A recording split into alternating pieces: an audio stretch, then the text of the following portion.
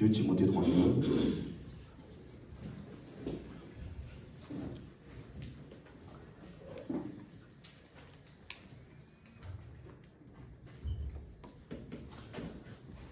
« 2 Timothée 3, 15.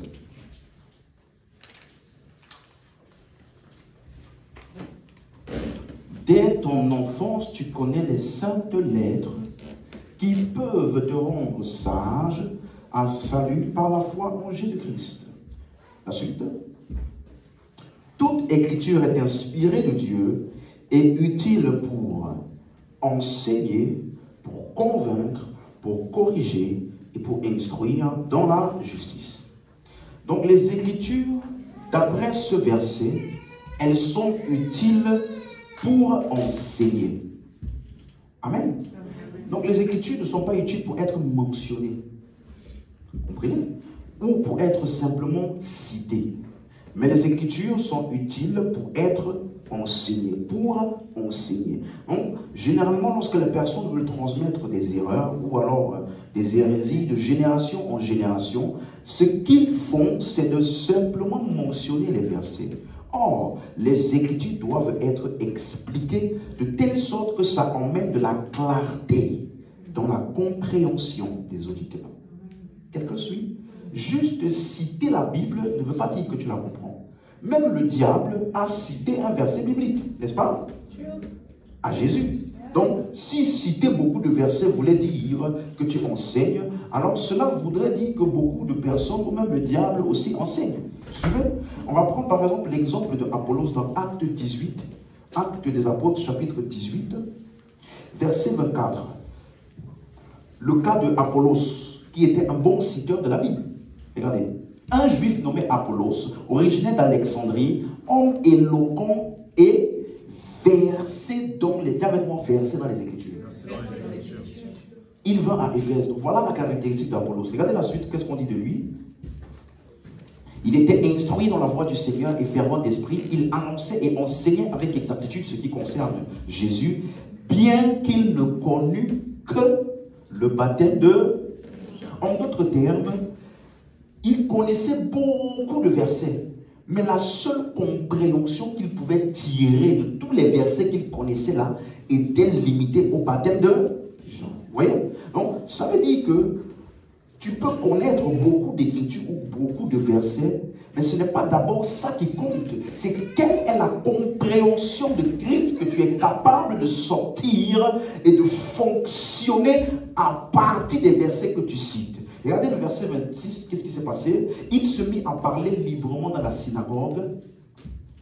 Aquilas et Priscille, l'ayant entendu, le prirent avec eux et lui exposèrent plus exactement la voix de Dieu. Dis Amen tout de suite.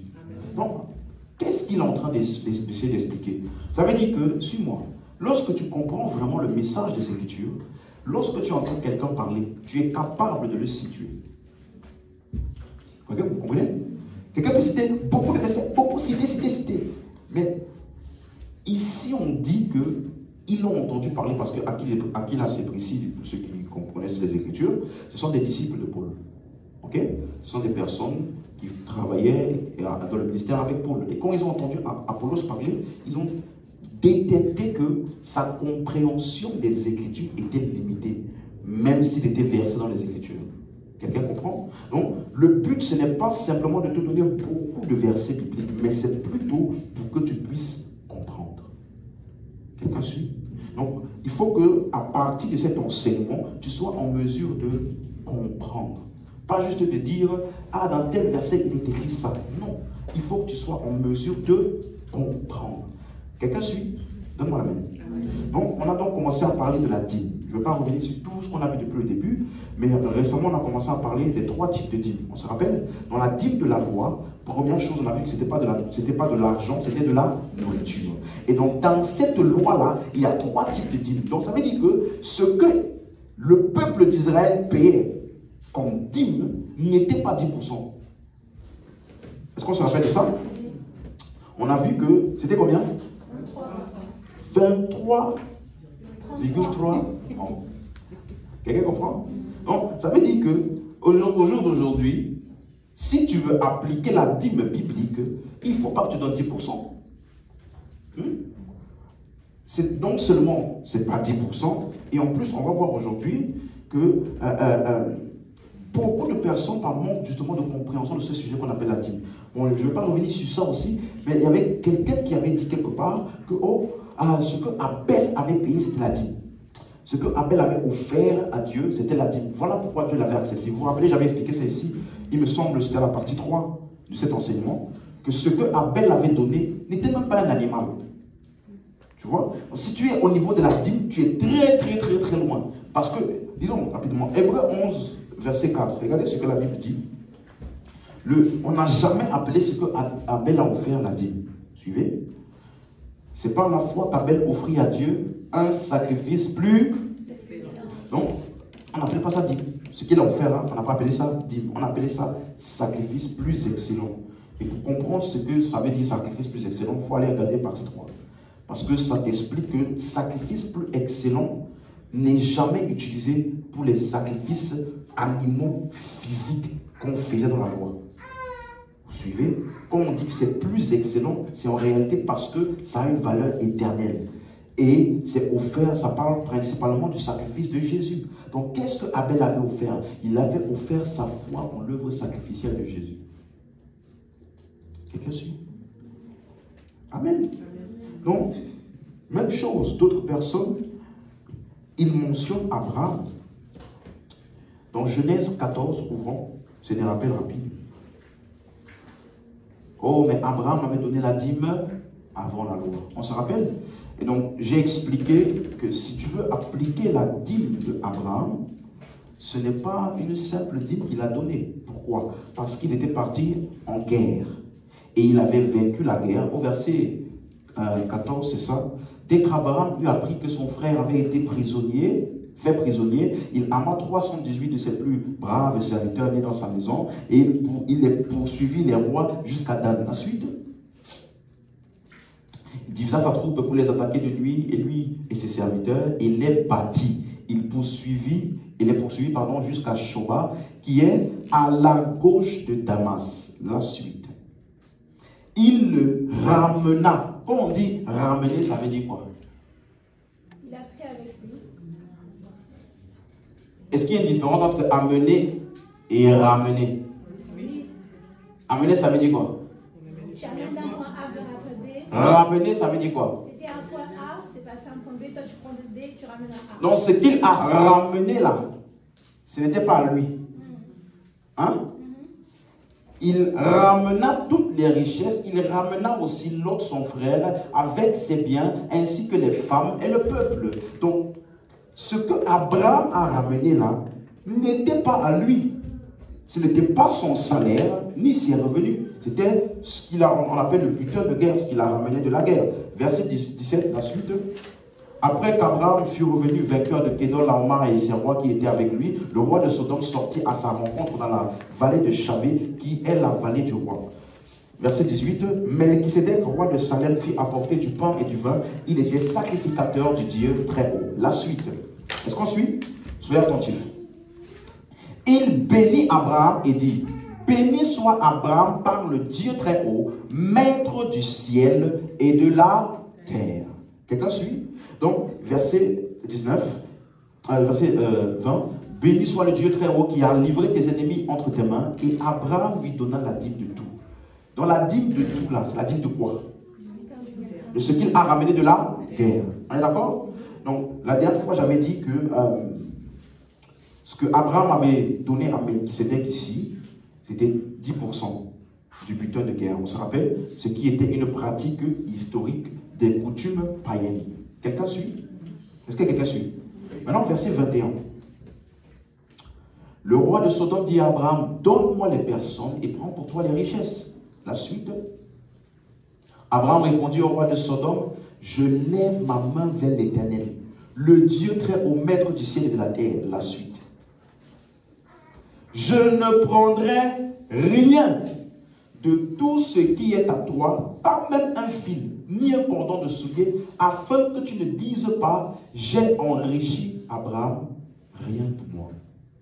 Donc, qu'est-ce que Abraham a pris pour lui? Non, dis ça plus fort. Rien. Donc si tu veux appliquer la dîme d'Abraham, qu'est-ce qui doit rester pour toi? Rien. C'est pas tu donnes 10% et après tu gardes le reste. Non, tu dois donner tout. Tu suis? Et j'avais expliqué qu'il avait donné 10% à Melchisedec et 90% au roi de Sodome. Mais il y a un détail, ce n'est pas exactement 90% qu'il avait donné. Parce qu'au verset 24, regardez, il a quand même pris une partie. Seulement, ce qu'ont mangé les jeunes gens et la part des hommes qui ont marché avec moi, Aner, Échol et Mamré, eux, ils prendront leur part. Donc, il a pris une petite partie pour donner aux hommes qui étaient avec lui, qui sont allés à la guerre avec lui. Vous comprenez? Mais tout le reste, là, il a donné à qui? Au roi de Sodome. C'est clair? Donc, ici, tu vois clairement que c'était une manière d'honorer Dieu ou alors le sacrificateur. C'est ça qui a fait qu'Abraham a donné 10% du butin de guerre. Quelqu'un comprend?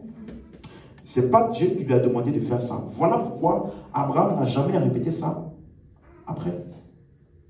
Quelqu'un suit? Et une autre chose qu'il faut voir, c'est que dans la loi, quand on lit Nombre 31, il y a aussi cette pratique qui a été imposée par Moïse. Lorsque vous allez à la guerre, vous devez ramener une partie ou un pourcentage de ce que vous avez ramené. Sauf que dans la loi, ce n'est pas 10%. Rappelez-vous, on avait vu que la dîme dans la loi et la dîme d'Abraham, ça n'a rien à voir. Dans la loi, c'est 10%. Dans la dîme d'Abraham, c'est 10% du butin de guerre. Dans la loi, c'est 23%. Et c'est de l'agriculture et des animaux. Donc, allons voir Nombre 31, verset 7. Ils s'avancèrent contre Madian selon l'ordre que l'Éternel avait donné à Moïse et ils tuèrent tous les mâles. Donc, le peuple d'Israël allait en guerre contre Madian. Suivez? Et donc, dans cette guerre-là, verset 8, ils tuèrent les rois de Madian avec tous les autres, Évik, Rekem, Tur, Ur et Reba. 5 rois de Madian, ils tuèrent aussi par l'épée Balaam, fils de Béor. La suite. Les enfants d'Israël firent prisonnières les femmes des Madianites avec leurs petits-enfants et ils pillèrent tout leur bétail, tous leurs troupeaux et toutes leurs richesses. La suite. Ils incendièrent toutes les villes qu'ils habitaient et tous leurs enclos. La suite. Ils prirent toutes les dépouilles, tout le butin, personnes et bestiaux. La suite. Ils amenèrent les captifs, le butin, les dépouilles à Moïse, au sacrificateur Éléazar, à l'assemblée des enfants d'Israël, campés dans les plaines de Moab, près du Jourdain, vis-à-vis de Jéricho. Donc ici, vous voyez qu'ils ont vaincu cette bataille contre Madian et ils ont pris un butin. Ensuite, mais regardez l'instruction qui est différente dans le cas d'Abraham que ici, la suite. Verset 26 directement pour gagner du temps. Fait avec le sacrificateur Éléazar et les chefs de la maison, les chefs de maison de l'assemblée, le compte du butin de ce qui a été pris, personnes et bestiaux. La suite. Partage le butin entre les combattants qui sont allés à l'armée et toute l'assemblée. Donc, vous voyez, on partage le butin entre les combattants et l'assemblée. La suite. Tu prélèveras sur la portion des soldats qui sont allés à l'armée un tribut pour l'Éternel, savoir 1 sur 500, tant de personnes que des bœufs, des ânes et des brebis. La dernière fois, j'avais demandé ici, 1 sur 500, ça fait combien? Donc même avec l'ancienne réponse là, 0,02. 0,02. En pourcentage, ça fait combien? 0,02%. Non. 1 sur 500.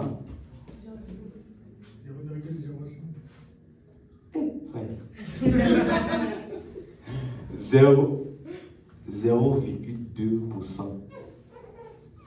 Oh, je pense qu'on va ouvrir un cours de mathématiques ici parce que là, si j'avais dit 1 euro ou 60 euros, plus 80 euros, là, tu allais trouver. Donc, on suit 1 sur 500 sur la part des soldats. La suite.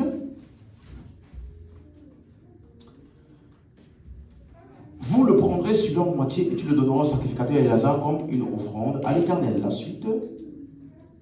Et sur la moitié qui revient aux enfants d'Israël, tu prendras 1 sur 50. 1 sur 50, c'est combien? En pourcentage? 2%. Ah, alléluia. Donc, vous voyez, 0,2% en plus.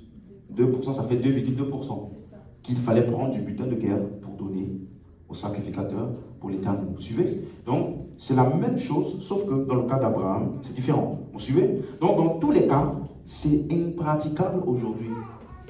Parce que ça concerne les butins de guerre. Nous, tu ne vas pas à la guerre. Hein? Tu ne vas pas à la guerre.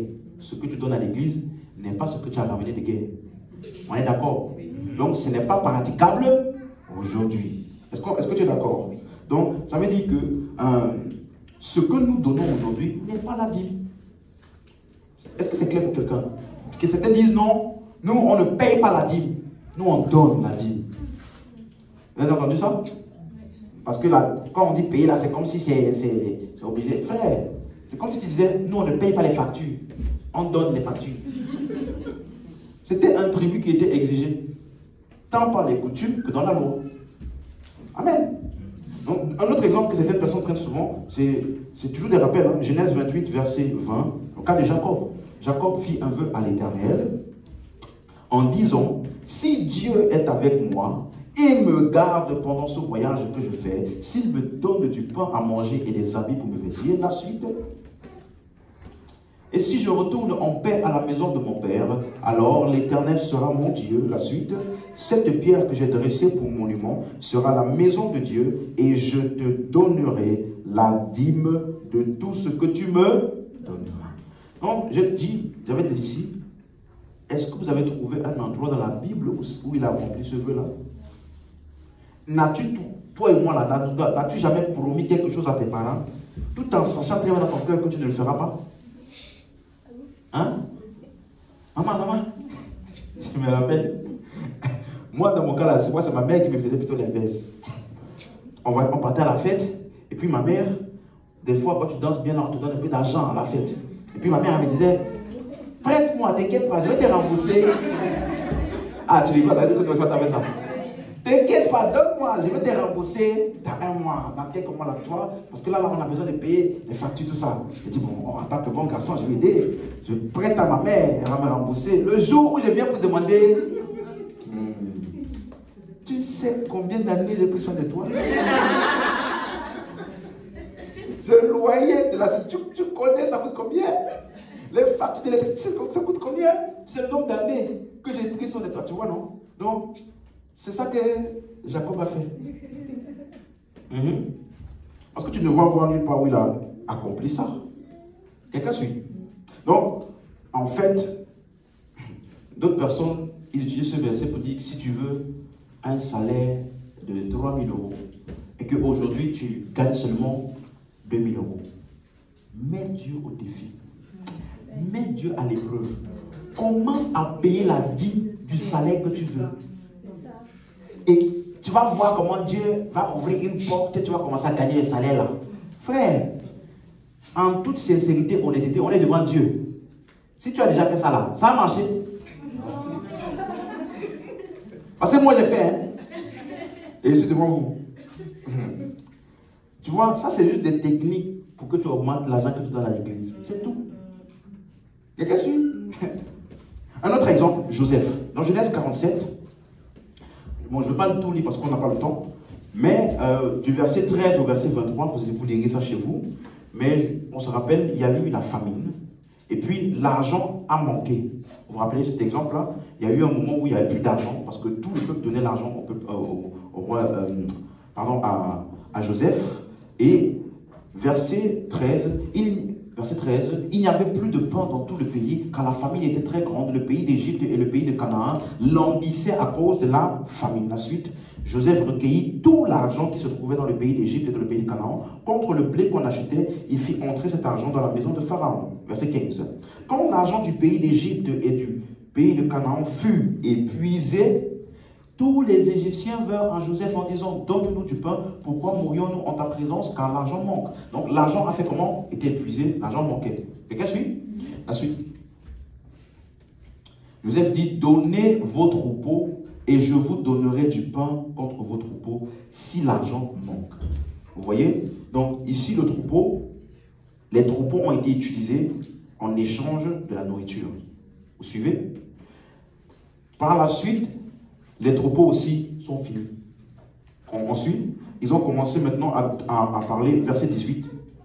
Lorsque cette année fut écoulée, il vint à Joseph l'année suivante et lui dit, nous ne cacherons point à notre Seigneur que l'argent est épuisé et que les troupeaux de bétail ont été amenés à mon Seigneur. Il ne reste devant mon Seigneur que nos corps et nos terres. Donc, il ne restait que leur terrain et eux-mêmes. Parce que tout a été épuisé. Ensuite, verset 19. Pourquoi mourions-nous sous tes yeux, nous et nos terres? Achète-nous avec nos terres contre du pain et nous appartiendrons à mon Seigneur, nous et nos terres. On va lire toute la suite, verset 22 directement. Donc Joseph a commencé à acheter dans les terres. Il dit, seulement il n'acheta point les terres des prêtres. C'est le verset que je voulais qu'on regarde. Les terres des quoi? Les prêtres. Le mot prêtre, c'est le même mot que sacrificateur. Ok? Je vais vous expliquer pourquoi ici on parle le mot terme. Parce qu'il y avait une loi de Pharaon en faveur des prêtres. Donc ce n'est pas des prêtres de Dieu. Ce n'est pas des sacrificateurs de Dieu. Les sacrificateurs de qui? Pharaon. Quelqu'un suit? Qui vivaient du revenu que leur assurait Pharaon. C'est pourquoi ils ne vendirent point leurs terres. Donc tout le peuple a vendu leurs terres, sauf les prêtres. Amen. Verset 24. À la récolte, verset 24. Vous donnerez 1/5 à Pharaon et vous aurez les 4 autres parties pour ensemencer les champs et pour vous nourrir avec vos enfants et ceux qui sont dans vos maisons. Donc depuis ce moment-là, toutes les terres du peuple appartenaient à Pharaon. Et donc il devait ensemencer et lors de la récolte, il devait prendre 1/5 pour donner à Pharaon. Donc c'est pour vous montrer que 1/5 c'est combien de pourcents? 20%. Tu vas aimer les maths, même si tu ne veux pas. 20%. Hein? 20%. Ah! Vous comprenez? Verset 25. Il dit, tu nous sauves la vie, que nous trouvions grâce aux yeux de mon Seigneur et nous serons esclaves de Pharaon. La suite. Joseph fit de cela une loi qui a subsisté jusqu'à ce jour et d'après laquelle 1/5 du revenu des terres de l'Égypte appartient à Pharaon. Il n'y a que les terres des prêtres qui ne soient point à Pharaon. C'est clair? Donc, c'est pour vous montrer que c'est vraiment une coutume qui existait depuis. Une partie des revenus, une partie de ce qu'on avait devait être donné comme taxe aux idoles ou au pharaon. Amen. Maintenant, une deuxième chose en rappel. On a vu dans la loi, quelqu'un suit toujours? C'est des rappels, hein, mais je trouvais pertinent de revenir dessus parce que j'ai donné beaucoup d'informations d'un coup. Et donc, des fois, ça fait beaucoup, on s'éparpille. Donc, je donne des points percutants de chaque partie. Dans la loi, on a vu qu'il y avait ce qu'on appelait la 7e année, ou le jubilé, où on ne donnait pas la dîme. Quelqu'un se rappelle? Combien d'églises appliquent ça? Regardez Lévitique 25, verset 1. L'Éternel parla à Moïse sur la montagne de Sinaï et dit la suite. Parle aux enfants d'Israël, tu leur diras, quand vous serez entrés dans le pays que je vous donne, la terre se reposera. Ce sera un sabbat en l'honneur de l'Éternel. La suite. Pendant 6 années, tu ensemenceras ton champ. Pendant 6 années, tu tailleras ta vigne et tu en recueilleras le produit. La suite. Mais la 7e année sera un sabbat. Un temps de repos pour la terre, un sabbat en l'honneur de l'Éternel. Tu n'ensemenceras point ton champ et tu ne tailleras point ta vigne. Donc, en cette année-là, tu ne faisais rien. La suite, verset 5, tu ne moissonneras point ce qui proviendra des grains tombés de ta moisson et tu ne vendangeras point les raisins de ta vigne non taillés. Ce sera une année de repos pour la terre. Donc, en cette 7e année-là, personne ne moissonnait rien. Donc, personne ne payait la dîme. Est-ce que c'est clair? Donc, il dit, verset 7, directement, à ton bétail, aux animaux qui sont dans ton pays, tout son produit te servira de nourriture. Donc, ici, comme il ne moissonnait rien, il n'apportait rien aux Lévites, comme dit. Quelqu'un suit? Et donc, j'ai remarqué une chose en lisant les Écritures, que même les Lévites qui servaient dans le temple, ils ne servaient que 3 fois par an. verset, Exode 23, 14. Suivez bien, je suis en train de vous amener quelque part. Exode 23, 14. 3 fois par année, tu célébreras des fêtes en mon honneur. La suite. Tu observeras la fête des pains sans levain. Pendant 7 jours au temps fixé dans le mois des épis, tu mangeras des pains sans levain, comme je t'en ai donné l'ordre, car c'est dans ce mois que tu es sorti d'Égypte, et l'homme ne se présentera point à vide devant ma face. La suite. Tu observeras la fête de la moisson, des prémices de ton travail, de ce que tu auras sémé dans les champs, et la fête de la récolte à la fin de l'année, quand tu recueilleras des champs le fruit de ton travail. Verset 17. 3 fois par année, tous les mâles se présenteront devant le Seigneur, l'Éternel. Donc, ici, c'est 3 fois par an qu'on offrait toutes ces offrandes à Dieu. Donc, les sacrificateurs, ou alors les Lévites qui travaillaient dans le temple, ils servaient 3 fois par année. Dans Deutéronome 16, verset 16, on voit la même chose. 3 fois par année, tous les mâles d'entre vous se présenteront devant l'Éternel, ton Dieu, dans le lieu qu'il choisira, à la fête des pains sans levain, à la fête des semences, à la fête des tabernacles. On ne paraîtra point devant l'Éternel les mains vides. Déjà, pour vous donner une parenthèse, ce passage-là, on ne paraîtra point devant l'Éternel les mains vides. Ça s'adresse à qui? Hein? Ça s'adresse à qui? S'adressait aux Lévites pour le peuple lors de la fête. 3 fois. Vous suivez? Donc, ce n'est pas applicable aujourd'hui, hein, parce que tu ne fais pas ce qu'ils font là. Allô? Allô? Donc, tu ne présenteras point devant la maison de l'Éternel les mains vides. Dans quel contexte? À qui ça s'appliquait-il? Et c'était pourquoi? Parce que toutes les autres fois où il devait se présenter, il n'y a pas ce texte-là. Quelqu'un comprend? Donc, avant de, comme je dis toujours, si quelqu'un sait que tu étudies les Écritures, il va avoir du mal à te donner un verset hors contexte. Mais s'il sait que tu ne vas pas vérifier, il va te donner, comme il est écrit, on ne se présentera point devant l'Éternel les mains vides. Alors que dans ta même Bible, là, on lit plusieurs fois, même Jésus s'est présenté au temple. Dans la synagogue, même vide. Bon, fermons la parenthèse. Quelqu'un suit. Ça s'adressait aux Lévites 3 fois par an. Donc, est-ce qu'il y a des Lévites aujourd'hui? Non. En tout cas, ici. Non. Donc, ça veut dire que si quelqu'un te demande la dîme, demande-lui. Es-tu? Il faut que tu habitues-toi à ce genre de questions-là. Parce que quand tu vas rencontrer des gens, quelqu'un m'avait dit une fois, moi, je n'ai rien contre la dîme, hein. Moi, je veux donner, je trouve que c'est bien de donner quand même la dîme. J'ai dit, ok, tu donnes à qui? Ah bon, mon pasteur, est-il lévite? Mais c'est quoi le lien? J'ai dit, tu vois, tu ne connais pas la Bible. Vous suivez? Donc, et même, est-ce que tu sais que si aujourd'hui, tu parles avec un juif et tu lui dis, nous ramenons tous les dimanches, tous les mois, notre dîme à l'église, c'est ce qu'il va faire? Il va rigoler. Il va se moquer de toi parce que même en Israël aujourd'hui, personne ne paie la dîme. Suivez? Pourquoi? Parce que à l'année 70, le temple a été détruit. 1, 2, tous les registres de généalogie ont été détruits. Donc il n'y a plus personne qu'on peut retracer à Lévi aujourd'hui. Donc, tu vois qu'en Israël même, donc personne ne peut plus se revendiquer comme l'appartenance à la descendance de Lévi. Donc, même en Israël aujourd'hui, personne ne pratique plus la dîme.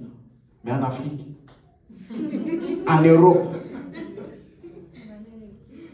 hein, nous on donne la dîme.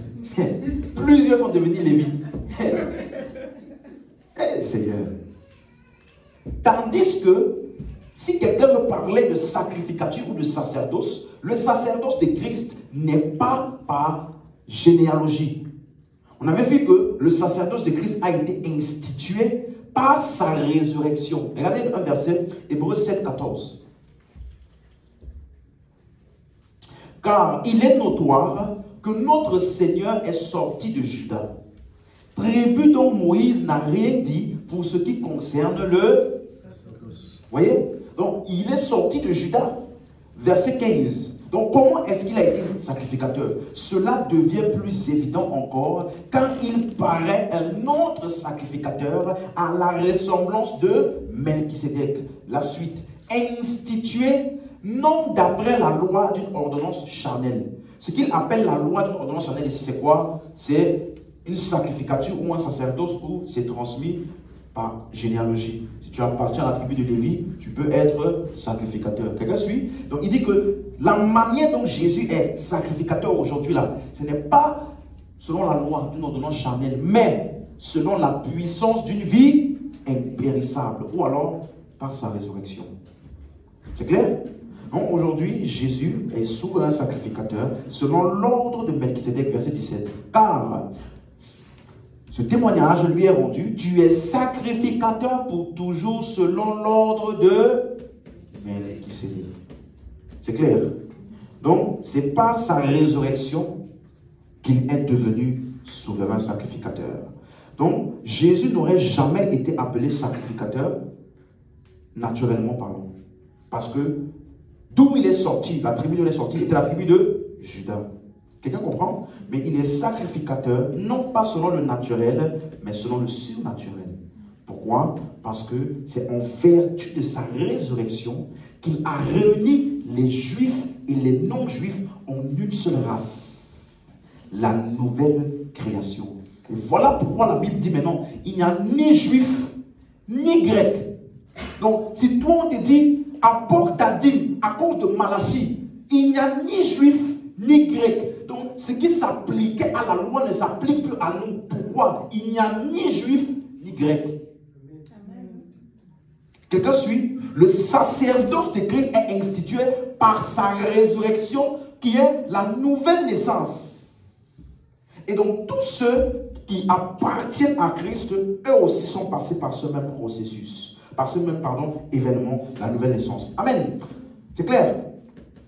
Et un autre mot, une autre chose importante, c'est que vous allez voir que le mot sacrificateur est utilisé dans les épîtres en grande partie dans le livre d'Hébreux. Suivez? Ce mot n'a jamais été utilisé par Paul. Sacrificateur. Jamais. Qu'est-ce que c'est? Et il n'y a que Jean qui a utilisé cela dans le livre d'Apocalypse, Apocalypse 1, verset 5, où il dit, Apocalypse 1, 5, de la part de Jésus, le témoin fidèle, le premier-né des morts, le premier des rois de la terre, à celui qui nous aime, qui nous a délivrés de nos péchés par son sang, la suite, qui a fait de nous un royaume des sacrificateurs pour Dieu son Père. Donc, c'est ici qu'il utilise ça. Il utilise aussi ça dans Apocalypse 5, verset 9 à 10. Apocalypse 5, 9 à 10. Il chantait un cantique nouveau en disant, tu es digne de prendre le livre et d'en ouvrir les sceaux, car tu as été immolé, tu as racheté pour Dieu par ton sang des hommes de toute tribu, de toute langue, de tout peuple et de toute nation. La suite. Tu as fait d'eux un royaume et des sacrificateurs. Donc, Jean a utilisé ça. Paul n'a jamais utilisé ça. Pierre aussi l'a utilisé dans 1 Pierre chapitre 2 verset 9, vous êtes une nation sainte, un sacerdoce royal, ou alors des rois et des sacrificateurs, c'est la même chose. Mais pourquoi Paul n'a pas utilisé ça? Parce que l'audience de Paul en grande partie était faite de non-juifs. Quelqu'un suit? Et pourquoi c'est utilisé aussi abondamment dans le livre d'Hébreux? Parce que l'audience du livre d'Hébreux était une audience juive. Quelqu'un suit?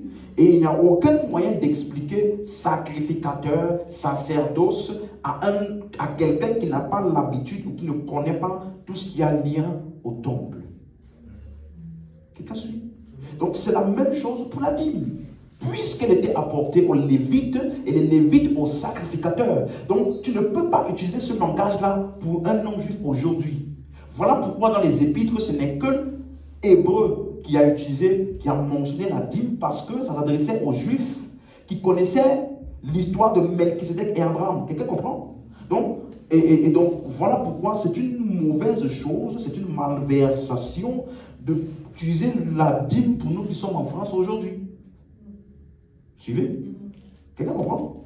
Parce que ce langage-là est attribué à ceux qui sont habitués au langage du temple, sacrificateur, sacrifice et autres. Quelqu'un comprend?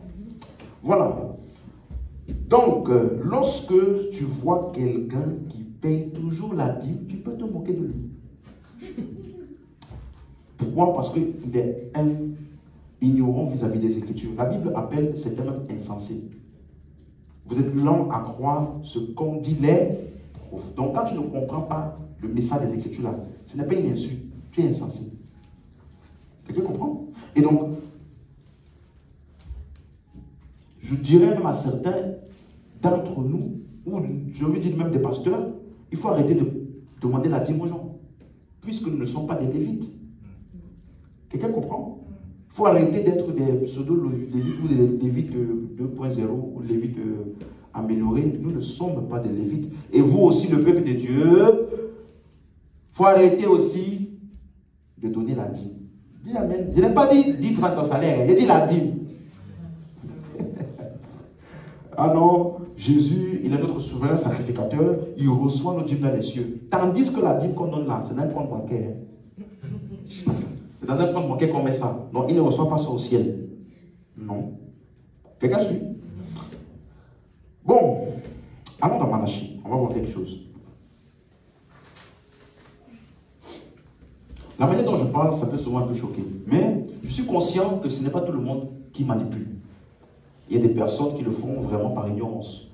Mais quand tu entends la vérité et tu te cantonnes quand même à arrêter là, là ce n'est plus ignorance. Là, tu es conscient de la malversation que tu es en train de faire.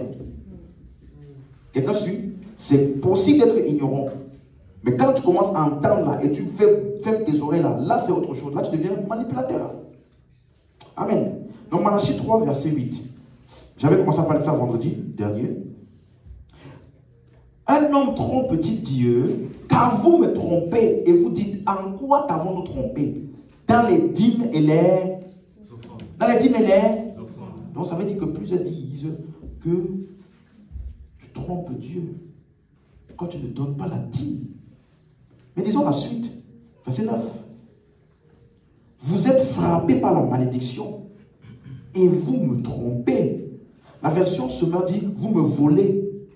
Version Martin, vous me pillez. Donc, vous êtes frappés, vous me trompez, volez ou pillez la nation tout entière. La suite. Apportez à la maison du trésor toutes les dîmes afin qu'il y ait de la nourriture dans ma maison. Mettez-moi de la sorte à l'épreuve, dit l'Éternel des armées, et vous verrez si je n'ouvre pas pour vous les écluses des cieux, si je ne répands pas sur vous la bénédiction en abondance. Donc, il dit afin qu'il y ait de la nourriture. Donc, ça veut dire que ce qu'on appelle la dîme est de la nourriture. Première des choses. Deuxième des choses, il a mentionné la maison du trésor. Déjà, comme le mot nourriture, là, dans le mot hébreu, c'est le mot teref. C'est utilisé 23 fois. Ça symbolise majoritairement les feuilles. C'est utilisé majoritairement pour les végétariens, quoi. Tu vois ce que je veux dire? Donc, ça veut dire que ça confirme encore plus le fait que dans la loi, la dîme n'est pas de l'argent, mais de la nourriture. Et si donc tu dois payer de la dîme, tu dois acheter de la nourriture. Vous suivez? Maison du trésor, par contre, c'est un mot hébreu, O-W-T-S-A-R. C'est utilisé 79 fois. C'est un lieu sûr où la nourriture est gardée. Suivez bien maintenant ici. C'est utilisé dans Deutéronome 28, verset 12. L'Éternel t'ouvrira son bon trésor. L'Éternel t'ouvrira son bon trésor. Donc Deutéronome 32, verset 34. Cela n'est-il pas caché près de moi? Ce l'est dans mes trésors. Donc, 1 Roi chapitre 7 verset 51. Ainsi fut achevé tout l'ouvrage que le roi Salomon fit pour la maison de l'Éternel. Puis il apporta l'argent, l'or et les ustensiles que David son père avait consacrés, et il les mit dans les trésors de la maison de l'Éternel. Donc quand tu entends maison du trésor ou les trésors, ça parle comme, c'est comme un magasin où on stocke les vivres. Vous suivez? C'est un magasin où on stocke, un lieu de stockage de nourriture. Donc ça veut dire que c'est construit de telle sorte qu'on puisse préserver la nourriture. C'est à peu près ce qu'on voit aujourd'hui qu'on appelle les chambres froides.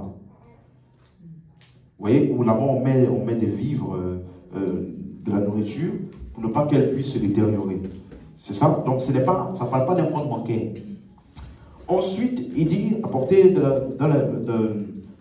vos dîmes afin qu'il y ait de la nourriture dans ma maison. Le mot maison est utilisé 2056 fois. C'est le mot baït. Ça veut dire le temple physique, le lieu physique qu'on appelle le temple. Quelqu'un suit? Donc, toutes ces choses sont écrites de manière littérale. Ça veut dire que la période où on amenait la dîme est la même période où il y avait les récoltes. Vous suivez? Donc, quand c'était le temps de la récolte, c'était la même période où il y avait les différentes fêtes où on amenait la dîme pour les Lévites et aussi pour les sacrificateurs qui sont présents pour rendre ministère pour le peuple. Amen. Le mot « vous me trompez », c'est le mot grec « kaba », Q-A-B-A. Ça veut dire voler, tromper quelqu'un sur quelque chose ou ne pas donner à quelqu'un ce qui lui revient. Donc, ce mot est utilisé dans Proverbe 22, verset 23. Proverbe 22, verset 23. Car l'Éternel défendra leur cause, il ôtera la vie à ceux qui vous auront dépouillé. C'est le mot kaba, dépouillé. Voler à quelqu'un ce qu'il avait. Donc, de quoi est-ce qu'il parlait dans Malachie 3? Il parlait aux Lévites, ou alors aux Lévites, de la manière dont ce qu'ils devaient ramener pour les sacrificateurs comme portion, ce qu'on appelle la dîme de la dîme, parce que dans ce qu'on devait ramener de la maison du trésor, on se rappelle, c'était la dîme de la dîme par les Lévites aux sacrificateurs. Quelqu'un suit? Et certains Lévites, justement, ne le faisaient plus. Ou ne le faisaient incorrectement. Quelqu'un suit? Parce que les sacrificateurs sont les représentants de Dieu pour le peuple. Donc, quand vous ne donnez pas aux sacrificateurs la part qu'ils aient, ils meurent de faim.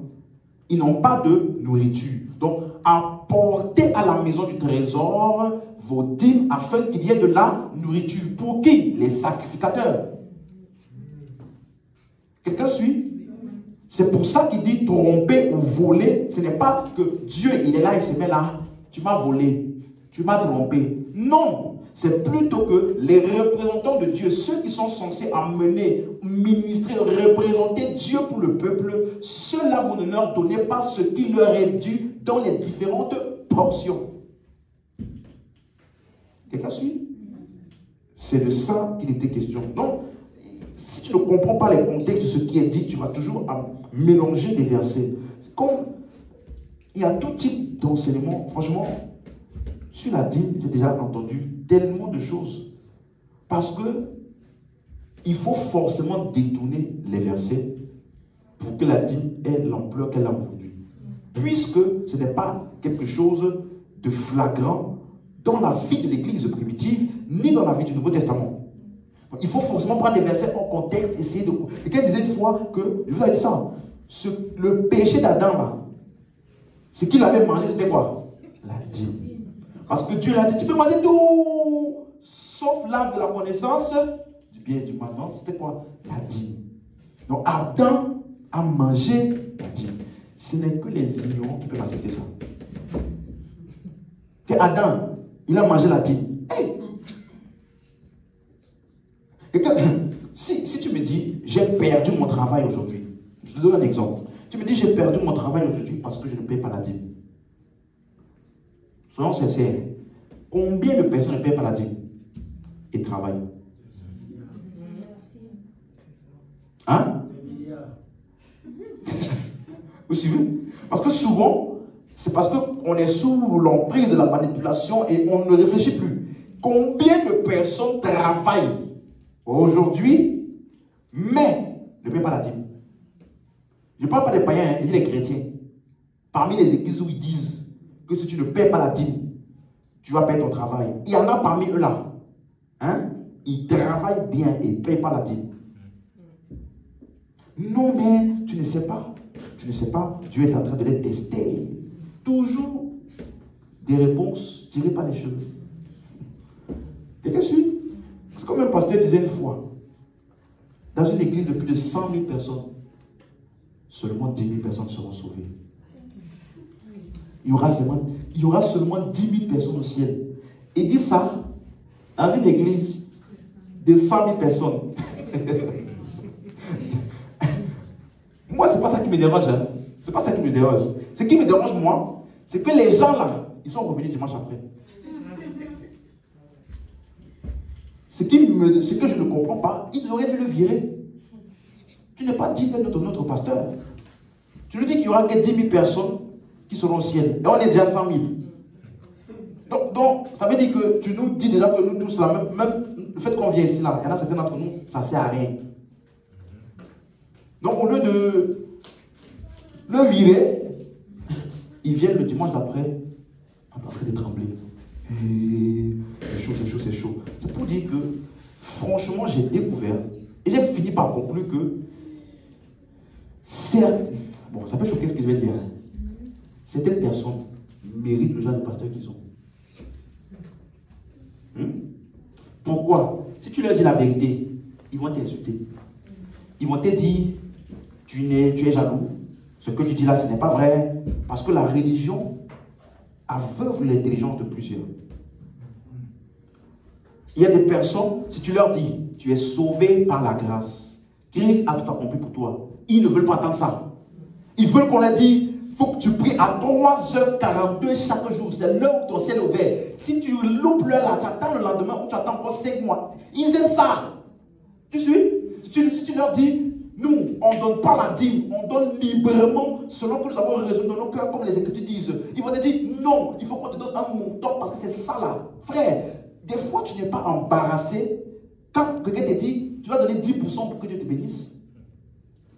Tu n'es pas embarrassé par ça. Donc tu dois donner 10% pour être béni. Quelqu'un me suit?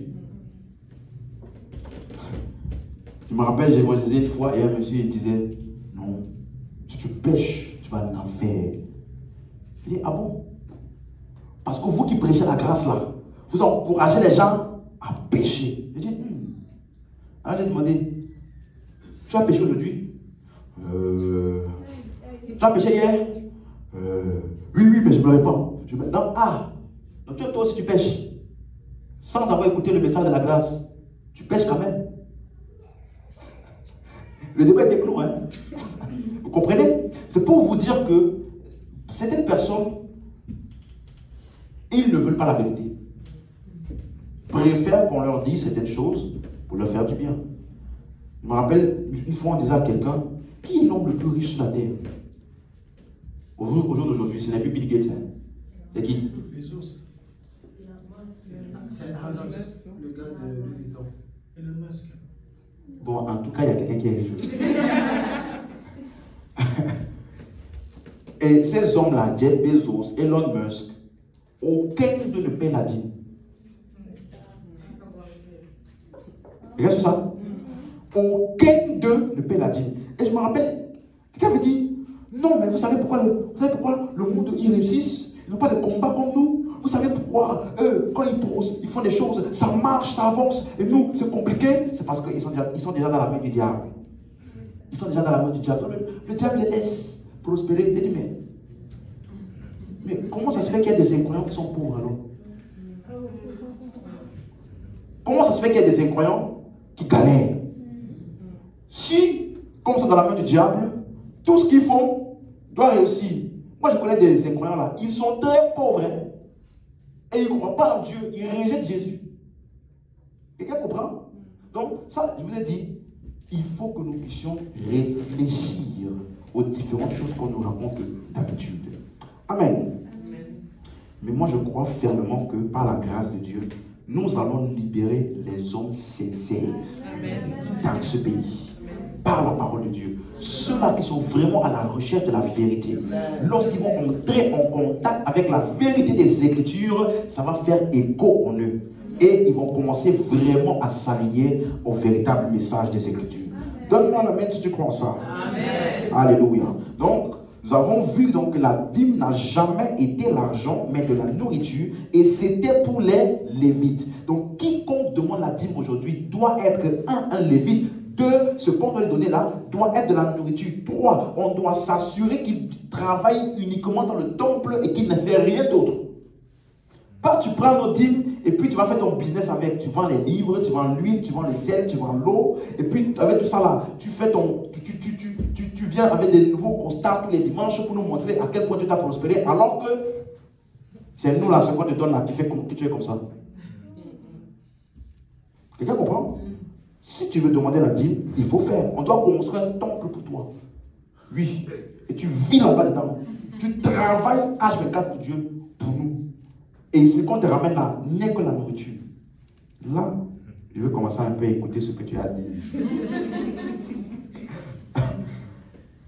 Mais alors, pasteur, je vais commencer à parler de ça aujourd'hui. Je ne pense pas que je vais pouvoir finir. Est-ce qu'un chrétien peut donc donner un pourcentage de ses revenus à Dieu? Est-ce qu'un chrétien peut donc donner 10% de ses revenus? Je vais commencer à répondre et après je vais développer. Oui. Mais qui n'appelle pas ça? Ça s'appelle 10% de tes revenus. Et d'ailleurs, puisque tu n'es pas agriculteur, tu ne peux pas donner la dîme.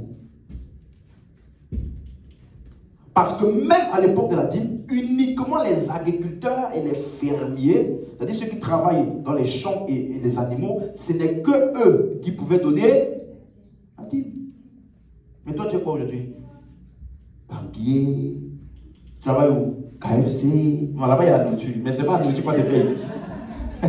Ce n'est pas la nourriture qu'on paye là-bas. Amen. Donc, un chrétien, oui, il peut donner un pourcentage de ses revenus à l'église, mais qu'il ne pense pas qu'il est en train d'appliquer Malachie 3. Ou alors Genèse 14 comme Abraham. Non. Parce que quiconque utilise ces passages-là pour demander aux chrétiens de donner 10%, soit c'est un menteur, soit c'est un ignorant, comme j'ai dit. Un des deux. Amen. Oh, mais Abraham l'a fait devant Dieu. Oui. Mais Abraham a fait beaucoup de choses devant Dieu. Il a offert son fils. Il a offert des animaux. Donc si tu veux copier Abraham, il faut copier tout. Amen. Donc tu ne peux pas utiliser Abraham, d'après toute l'explication que j'ai faite jusqu'à maintenant, pour parler de la dîme. Tout le monde est d'accord avec ça? Tu ne peux pas utiliser Abraham, parce que ce que Abraham a donné était la dîme du butin de guerre. Donc, prendre Abraham comme exemple pour demander aux gens de donner la dîme, c'est une fausse doctrine. C'est clair? Et laissez-moi vous dire quelque chose. Je peux parler? Ne laisse personne t'effrayer avec des phrases telles que si tu arrêtes de donner la dîme, ton business va tomber. Si tu arrêtes de donner la dîme, tu vas perdre ton travail. Si tu arrêtes de donner la dîme, tes finances vont descendre. Ça là, ce sont des phrases de manipulation. Tu me suis? Parce que laisse-moi te dire, un homme de Dieu avait dit une fois, Dieu m'a mandaté pour amener la richesse dans le corps de Christ. Il va dire que j'ai une grâce qui m'accompagne. Et aujourd'hui, je vais t'expliquer la grâce des finances. Quand il va t'expliquer la grâce des finances là, je ne pense pas que tu vas encore vouloir ça. Non, tu ne vas pas vouloir ça de la main dont c'est là. Parce que certains disent, j'ai la grâce des finances. Moi, mon onction ou mon appel, c'est quand tu te rends en contact avec moi là, les finances commencent à venir sur toi. Et comment? Il disait, Dieu m'a mandaté pour rendre le peuple de Dieu riche. Mais quand tu vas demander à ses membres, qui est vraiment riche? Tu vas te rendre compte qu'il y a une seule personne qui est riche. C'est lui. Oui. Pourquoi? Parce que quel est le moyen par lequel il va rendre les gens riches? Quand les gens vont lui, tu vas lui donner et lui, sa grâce va multiplier ça. Pour que ça se multiplie dans ta vie. Vous voyez, non? Donc, en fin de compte, qui devient riche? Lui. Parce que toi, tu as une promesse de l'espérance. Lui, il a l'argent physique dans sa poche. Non, ça c'est clair. Il devait plutôt dire, Dieu m'a mandaté pour rendre le peuple stupide. Oui. Parce que, je peux parler, hein? Vous avez dit que je peux parler? Oui. Dis-moi, entre toi et moi, qu'est-ce qui te vient en tête? Que tu vas prendre 100 €, tu vas venir déposer ici, et puis dans quelques temps, ça va se transformer en 10 000 €. Dis-moi, explique-moi. Par quel processus? Explique-moi. C'est-à-dire que tu as 100 €, hein? Tu vas venir à l'église, il va bien t'embrouiller ton cerveau. Tu vas venir donner 100 €. Il va dire, Dieu va te multiplier au centuple. Et toi, tu t'attends à recevoir 10 000 €. Parce que tu as donné 100 €. Dis-moi, ça là, on appelle ça quoi? Hein? On appelle ça quoi? Frère, si tu donnes 100 € et que 10 000 € viennent après, pose-toi des questions. Tu me suis? Je me rappelle, il y a un homme de Dieu qui a raconté une histoire. Et ça m'a fait réfléchir. Parce que lui, il a la compréhension des Écritures. Il a dit, un jour, à cause d'un business qu'il faisait, quelqu'un lui a transféré 15 millions. Pas 15 €, hein. 15 quoi? Millions. Il a appelé la banque. Excusez-moi, je pense qu'il y a une erreur. Et effectivement, la banque s'était trompée de destinataire. Mais si c'était le peuple de Dieu aujourd'hui, l'argent n'est pas pour arriver. Le peuple de Dieu, témoignage. Témoignage. Hey, hey, hey. Vous voyez, il y a quelques temps là, j'avais fait une sémence terrible. Maintenant, 15 millions est venu dans mon compte. On ne sait même pas d'où ça vient. Si tu ne sais pas d'où ça vient, appelle. Il ne faut pas venir dire après que le pasteur ne t'a pas prévenu. Tu as un âge, parce que tu vas faire des projets avec ça. Tu vas recevoir un courrier. Monsieur, nous nous sommes trompés de compte. Donc on va reprendre tous tes projets là et ton témoignage que tu as donné là. Allô? Vous voyez? Parce que généralement, les gens qui font ça là, ils ne vont jamais donner les écritures. Leur plus grande manière d'opérer là, c'est les témoignages. Vous savez, moi, un jour, un homme m'avait donné 1 million. Quand il m'a donné 1 million là, il a obtenu un contrat de 15 millions. Il va mettre une image. Je me rappelle dans l'église, la première église où j'étais là. Là-bas là, ils étaient forts. Franchement, non, laisse-moi te dire, ils sont forts. Hey. Tu viens à l'église, tu n'as pas beaucoup d'argent, hein? On te montre un monsieur, il était SDF comme ça, SDF. Et puis on dit qu'il est venu à l'église. Il a donné tout ce qu'il avait parce qu'il voulait mettre Dieu à l'épreuve. Et puis on te montre maintenant, il a une grande villa. Il a une entreprise. Frère, même si tu n'as pas prévu de donner le jour là, tu vas donner. Tu suis? Mais après, toi tu as donné en visualisant quoi? Villa, non? Après quelques temps là, tu vas te rendre compte que villa là, c'est seulement dans ta tête. Hein.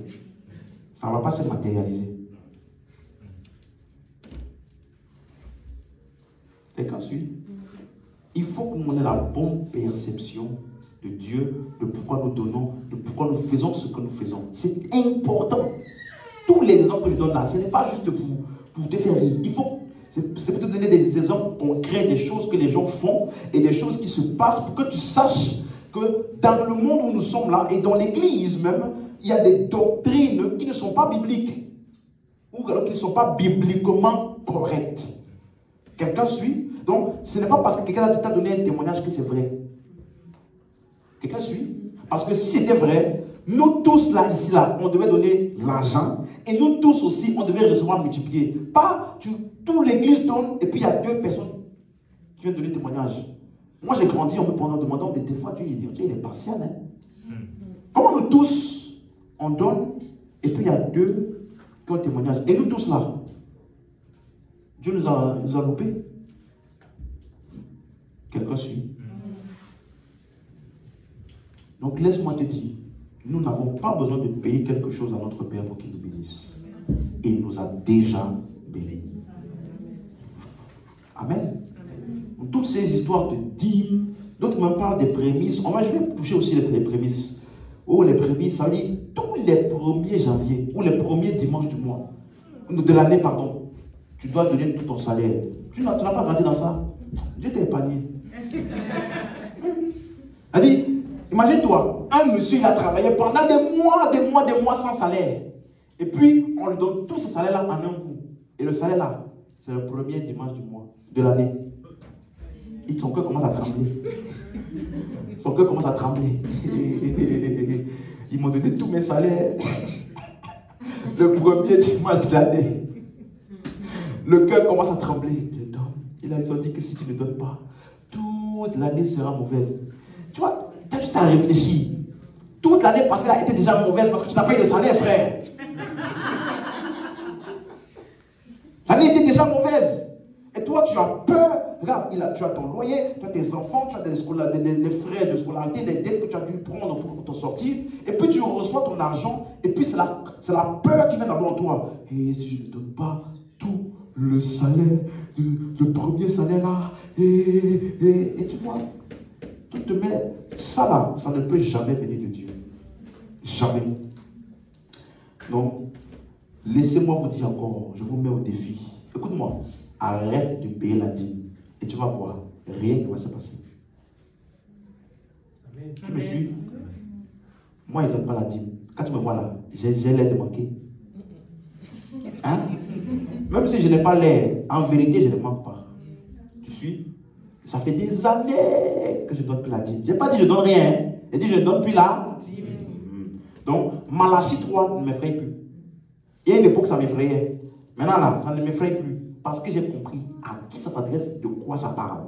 Et tous ceux qui utilisent ça pour menacer les chrétiens, ce n'est que de la manipulation. Il n'y a rien d'autre dans ça que manipulation. Est-ce que tu me suis?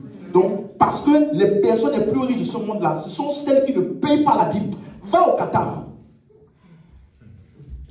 Va en Arabie Saoudite. Même les gens qu'on vous montre sur Forbes là, ce n'est pas eux les plus riches. Hein? Parce que les vrais riches là, leur richesse là, c'est incontable. Tu suis? Les gens du Qatar, Arabie Saoudite là, c'est eux les vrais riches. Parce que leur argent, c'est incontable. Je me rappelle, je suivais Elon Musk. Il a regardé un journaliste. Oh, ta tête me plaît. Prends 120 000 $. Eh, 120 000 $ parce que ta tête me plaît.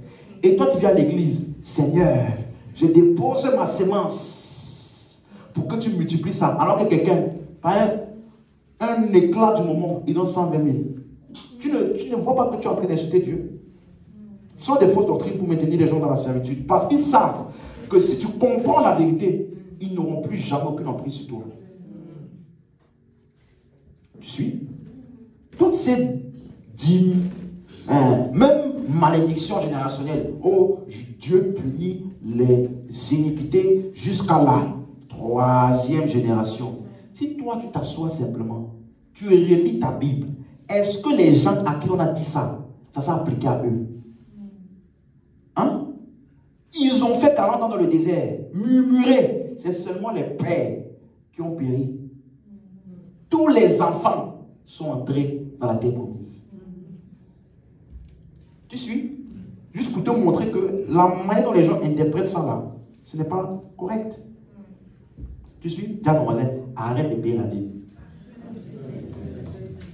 Dis-lui, arrête de payer la dîme. Dis-lui, de toute façon, je sais que tu ne payes pas la dîme biblique. Parce que tu ne peux pas. Donc, tu ne peux même pas payer la dîme biblique. Pourquoi tu te fais du mal? Amen. Donc, il faut souvent laisser cet embarrassement-là. Tu te dis que tu dois donner 10% pour être béni. Hé, frère. Il va m'arrêter. Non, j'allais dire quelque chose là. D'autres même, excusez-moi, hein, le pain qu'on achète à Carrefour, ou bien qu'on achète, je ne sais pas où là, tu manges ça et tu appelles ça le corps de Jésus. Franchement. Bon, il ne faut pas que j'entre là-bas. Quelqu'un comprend? Quand tu viens à l'église, ton cerveau ne doit pas être au niveau 0. Il faut que tu réfléchisses quand même. Je dis ici, Jésus a lavé nos péchés, pas nos cerveaux. Amen. Dis Amen. Amen. Il a lavé nos péchés. Pas nos, ça veut dire que ta capacité à réfléchir n'a pas été annulée par l'œuvre de la croix. Donc, quelqu'un vient te dire, donne 100 euros et puis tu auras 10 000 euros. Dis-lui, fais d'abord avec moi. Si ça marche, donne-moi tes 100 euros. Si ça marche, ça devient 10 000 euros. Dans les 10 000 euros que j'ai eu là, je te donnerai aussi 100 euros. Et toi aussi, tu vas là, 10 000 euros. Comme ça, on est gagnant-gagnant. Amen. Bon, allons-y maintenant. Comment est-ce que nous donnons aujourd'hui? 2 Corinthiens chapitre 8. Alléluia. Tu es obligé de faire ça parce que beaucoup d'entre vous l'avez tenté de somnoler ici. Bon, on se réveille un peu. Maintenant, on revient aux choses sérieuses. 2 Corinthiens 8, verset 1. Nous vous faisons connaître, frères, la grâce de Dieu. Dis avec moi la grâce de Dieu. La grâce de Dieu. Ok. Qui s'est manifestée dans les églises de la Macédoine. J'ai une question. Quand tu entends quelqu'un qui dit, franchement, dans cette église-là, la grâce de Dieu s'est manifestée là-bas, ça te fait penser à quoi? L'onction. L'onction. Donc, puissance. La puissance. Prophétique. Le prophétique. Quoi encore? Présence de Dieu. Frère, ça, tu es parti trop loin. Présence de Dieu. L'argent. La prospérité. Donc, les gens ont eu beaucoup de miracles financiers. Vraiment, il y a la grâce de Dieu là-bas, c'est ça? Ok. Faveur. La faveur. Voyons voir bibliquement qu'est-ce qu'on appelle la grâce de Dieu qui s'est manifestée dans une église. Qu'est-ce qui s'est passé là-bas? Verset 2. Au milieu de beaucoup de tribulations qui les ont éprouvées. Première chose. Donc la grâce de Dieu qui se manifeste ne veut pas dire qu'il n'y a pas de tribulation. Dis Amen. Leur joie débordante et leur pauvreté profonde.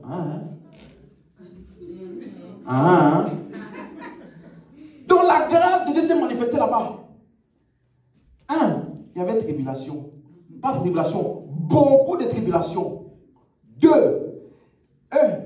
au milieu de tout ça là, ils avaient une joie débordante. Et ils avaient quoi? Une pauvreté comment? Pas une pauvreté, pauvreté profonde. Mais je pensais que la grâce de Dieu là, ça devait nous enrichir.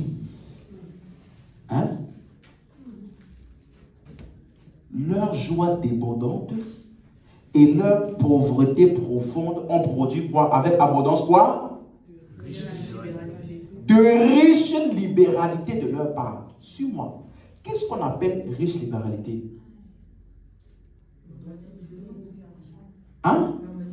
Leur manière de donner. Quoi d'autre? Générosité, merci. Donc ça veut dire que ce qu'on appelle la grâce de Dieu qui s'est manifestée, ça veut dire que malgré les tribulations, malgré la pauvreté, ils ont été richement généreux. Donc la grâce de Dieu là, c'est le fait qu'ils ont donné. Ce n'est pas le fait qu'ils ont été enrichis dans leur poche. Non, c'est le fait que l'argent a été richement sorti d'eux pour les autres. On appelle ça riche libéralité. Ça veut dire que ce n'était pas des libéralités avant là. De riche libéralité. Dis amen si tu suis. Donc, ça veut dire que malgré, ça veut dire qu'il y avait une joie débordante. Verset 3. Regardez la grâce de Dieu. Ils ont, je l'atteste, donné 10%.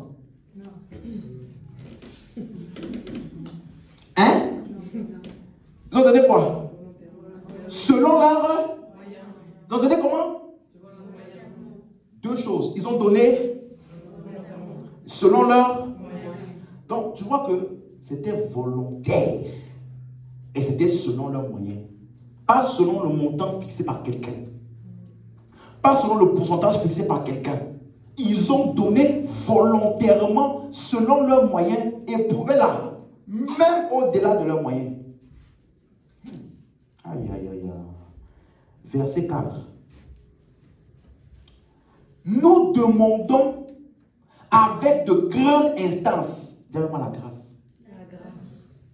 Regardez, c'est ce qu'on appelle la grâce. Hein. Ils ont demandé aux apôtres, avec insistance, s'il vous plaît, nous voulons avoir la grâce de faire quoi? Prendre part à l'assistance destinée aux... Donc il y avait des lieux, des églises où les saints avaient été en besoin. Et l'église de Macédoine, là, ils ont demandé pardon. Laissez-nous aussi participer pour bénir les frères là-bas. Voilà la grâce. La grâce là, ce n'est pas quelqu'un qui vient ici. J'ai la grâce pour les finances. Si tu sais sur ma vie, ça va se multiplier. S'il a la grâce là, ce n'est pas toi qui vas donner. Ça va sortir de lui pour te bénir. Quelqu'un a suivi? La grâce. Voilà, comme on dit, la grâce de se manifester dans une église. Les gens là-bas, ils sont dévoués pour les autres. Ça veut dire que les apôtres savaient qu'ils étaient pauvres. Donc, des fois, on voulait se restreindre de ne pas leur demander pour aider les autres. Ils disaient non, s'il vous plaît. Ne nous restreignez pas cette grâce-là de participer à l'assistance destinée aux autres. Verset 5. Et non seulement ils ont contribué comme nous l'espérions, mais ils se sont d'abord donnés eux-mêmes au Seigneur et à nous par la volonté de Dieu. Voilà le témoignage. Maintenant, il va expliquer verset 9. Je vais faire une petite parenthèse sur ce verset-là, qui est souvent mal interprété par certains. Car vous connaissez la grâce de notre Seigneur Jésus-Christ. N'est-ce pas? Qui pour vous. Donc quand c'est la grâce là, le focus c'est les autres. Pour vous. Hein? Il s'est fait pauvre, de riche qu'il était, afin que par sa pauvreté, vous fussiez. Donc si quelqu'un veut vraiment te faire part de sa grâce là, si j'ai la grâce de Dieu, ça veut dire qu'il doit s'appauvrir pour que tu sois riche. Ce n'est pas tu dois t'appauvrir pour l'enrichir. Quelqu'un comprend? Donc, mais de quoi parle-t-il ici? Ce n'est pas l'argent. Parce que Jésus-Christ n'était pas riche. Matériellement. Vous suivez? Mais de quelle pauvreté parle-t-il? Et de quelle richesse parle-t-il? Philippiens 2, verset 5. Car, ayons en vous les sentiments qui étaient en Jésus-Christ. La suite. Lequel, existant en forme de... Regardez comment il appelle ce qu'il appelle la richesse de Jésus là. Hein? Il existait en forme de Dieu. Il n'a point regardé comme une proie à arracher d'être égal avec Dieu. La suite. Mais il s'est dépouillé lui-même en prenant une forme de serviteur, en devenant semblable aux hommes et ayant paru comme un simple homme. La suite. Il s'est humilié lui-même, se rendant obéissant jusqu'à la mort, même jusqu'à la mort de la croix. Voilà comment Jésus, qui était riche, égal à Dieu, uni à Dieu, il n'a point regardé comme une proie arrachée, mais il s'est dépouillé en devenant un homme et en allant jusqu'à la mort. Voilà en quoi il s'est fait pauvre, afin que par cette mort-là et que par sa résurrection, nous devenions la justice de Dieu. La Bible dit dans 2 Corinthiens 5, 21, lui qui n'a point connu le péché, Dieu l'a fait devenir péché afin que nous devenions en lui justice. Voilà ce qu'on appelle Jésus qui s'est fait pauvre. Afin que par sa pauvreté, nous soyons enrichis. Quelqu'un suit? Donc c'est un langage métaphorique. Christ, dans Galates 3, verset 13, il s'est fait malédiction pour nous. Il est devenu malédiction pour nous. Dis Amen. Donc, ça veut dire que, en voyant ce que Christ a fait, nous aussi, on tire une leçon de ça et ça devient un exemple pour nous qui devenons des sources de bénédiction pour pourvoir aux besoins des autres. C'est ça qu'il expliquait. Quelqu'un comprend ça? Donc, lorsque vous donnez, suivez très bien ça. Ça, la Bible dit maintenant, ça fait la différence entre lorsque vous donnez, Ne donnez pas comme quelqu'un qui est forcé ou qui a une quelconque obligation. La différence entre quelqu'un qui a compris la grâce et un autre, c'est que lorsque nous donnons, ce que nous avons en tête en donnant, c'est l'amour de Dieu. Ce sont les autres. Dans beaucoup d'endroits, à cause du type d'enseignement qu'on leur donne, lorsqu'ils donnent, ce qu'ils ont en tête, c'est quoi? Leurs besoins. Tu comprends? Si tu donnes, quelqu'un disait une fois, si tu as besoin d'un montant important et que le montant que tu as là n'est pas suffisant pour faire ce que tu veux faire, prends tout ce que tu as, donne à Dieu, il va multiplier. Donc, dans l'église aujourd'hui, plusieurs personnes, on nous a inculqué un système de pensée dans lequel, quand tu donnes là, ce que tu as en tête, c'est la manière dont ça va revenir pour pouvoir à tes besoins, à toi. Donc en fait, tu donnes pour toi. Il y a certains endroits là, suis-moi, je dis ça et je dis ça avec audace. Il y a certains endroits, si tu dis, venez donner et vous n'aurez rien en retour, le montant des offrandes va diminuer. Il y a des endroits, ils donnent massivement. Ils vident même leur compte bancaire parce qu'ils ont des promesses qu'on leur a faites. Que si tu donnes tout, Dieu aussi va te donner au centime, au multiple. Il va débloquer tes situations de ta vie. Si tu vois que c'est bloqué, bâtis un hôtel. Je me suis demandé à quel moment l'hôtel est devenu l'argent. Bâtis un hôtel qui va parler pour toi et tu vas voir comment les circonstances vont se décanter. J'ai dit oui. Donc, l'hôtel qui était un assemblement de cailloux à l'époque, où on sacrifiait des animaux, pas l'argent, des animaux. Subitement aujourd'hui, il n'y a ni cailloux, c'est argent dans le compte bancaire. C'est ça qu'on appelle hôtel. Hey! Et les gens qui bâtissent leur hôtel là, qu'est-ce qu'ils ont en tête? Leur vie. Ça va parler pour moi. Ça va décanter ma situation. Donc, en fait, pourquoi tu donnes pour toi? Donc, c'est un type de donation qui est égoïste. C'est incompatible avec la nature de Dieu qui est amour. Quelqu'un suit? Donc, ne vous laissez pas tromper ou séduire. Non, tu sais moi, Dieu m'avait parlé. Il m'a dit, offre ton avion à tel homme de Dieu. Il dit non, j'ai sémé mon avion à l'homme de Dieu. Aujourd'hui, j'ai 4 avions. Donc, tu avais sémé pourquoi? Tu avais donné pourquoi? Parce que tu savais que tu devais avoir 4 autres avions. Tu me suis?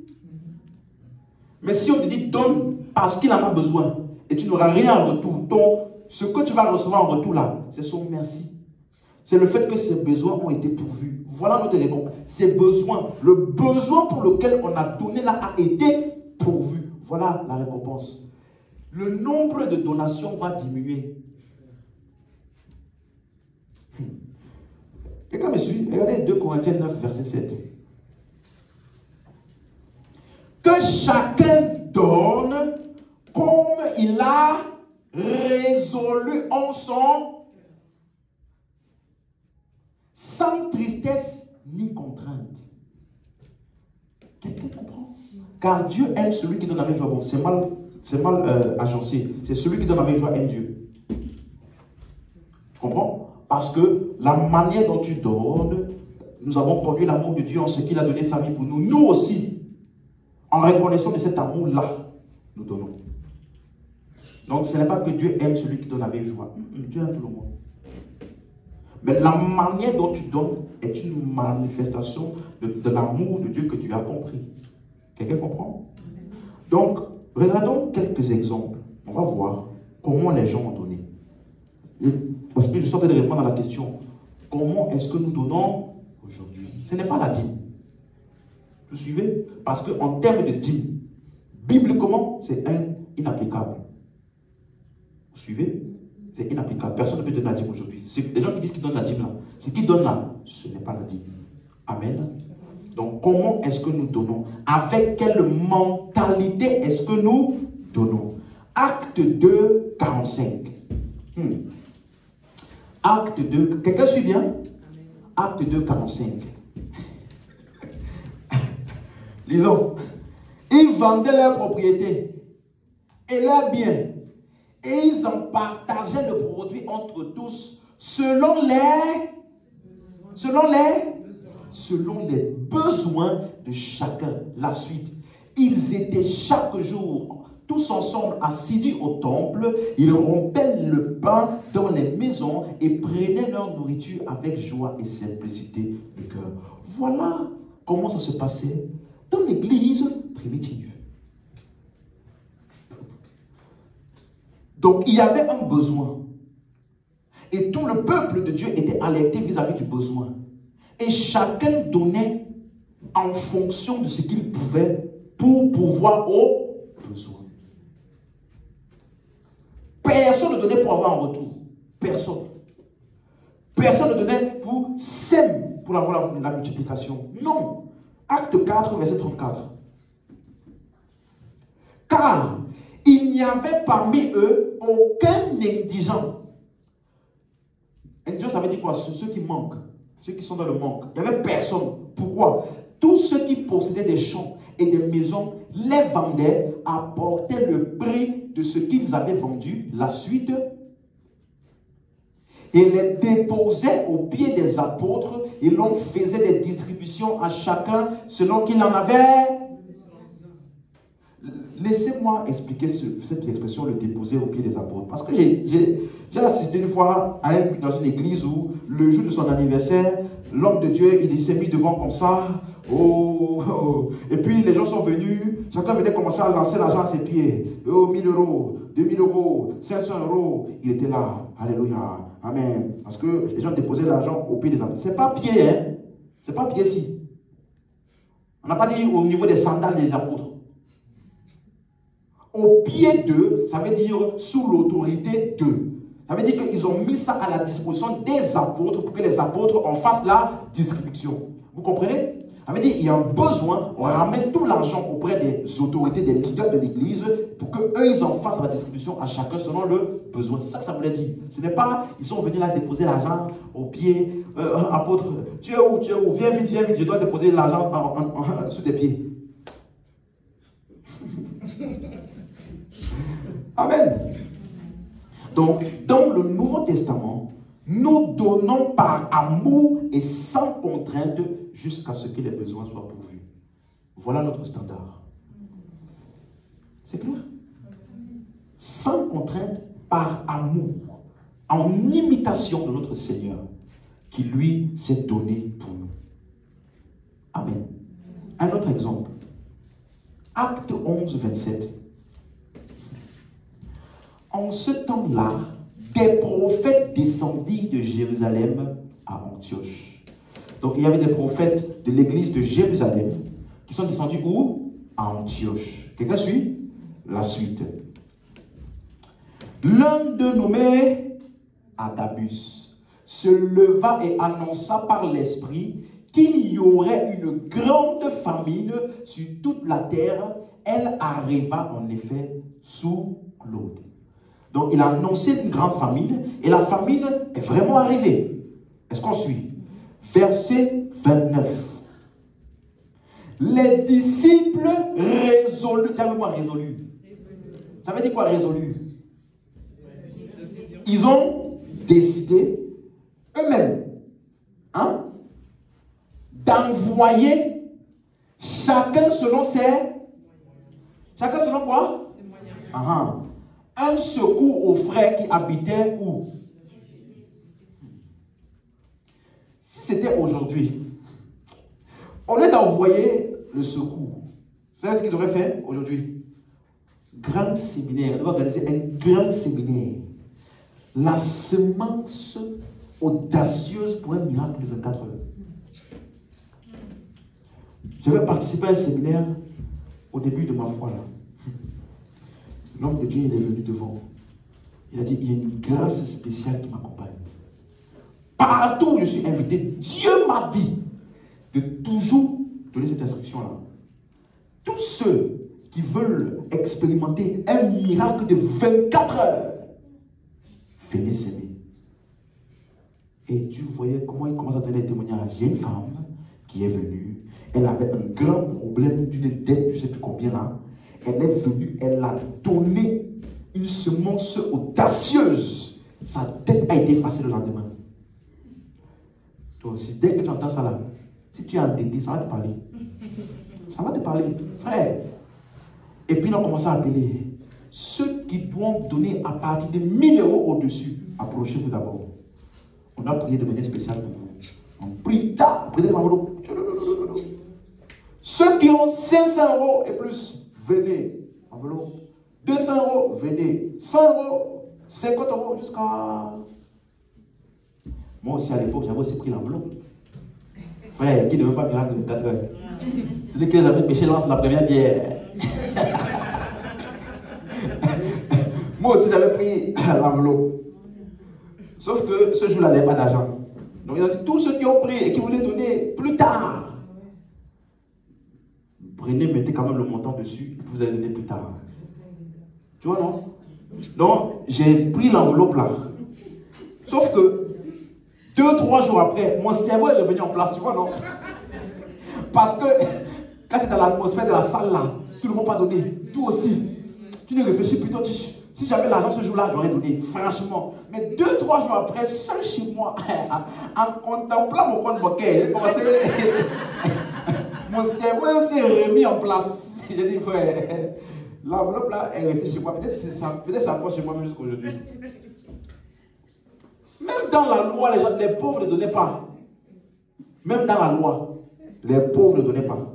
Ils recevaient des dettes. Amen. Suis-moi. Quiconque fait une liaison entre le fait d'être pauvre et le fait de ne pas donner à l'église, note ça, c'est un bandit. Ou c'est un manipulateur, ou c'est un malhonnête. Tu suis?